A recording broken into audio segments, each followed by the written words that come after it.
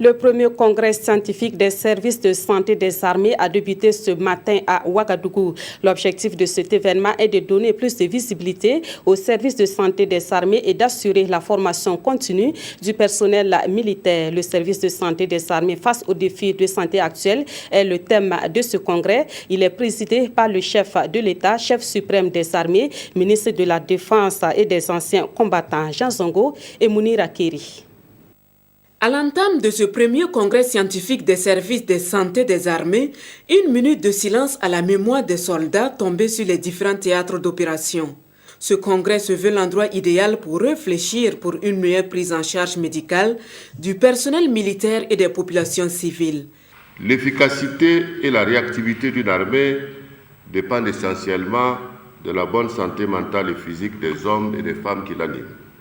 C'est pourquoi l'accompagnement du service de santé des armées sous la conduite de ces missions est une impérieuse nécessité.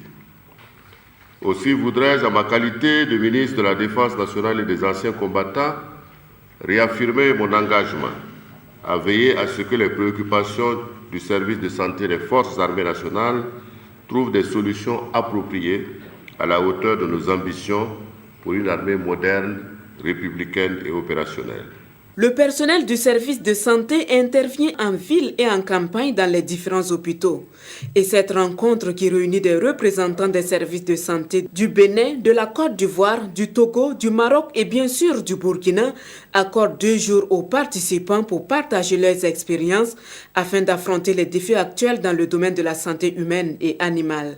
Ce congrès permet de réfléchir sur le thème principal qui est le service de santé des armées face aux grands défis actuels, défis de santé bien entendu. À cela s'ajoutent les 3 sous-thèmes.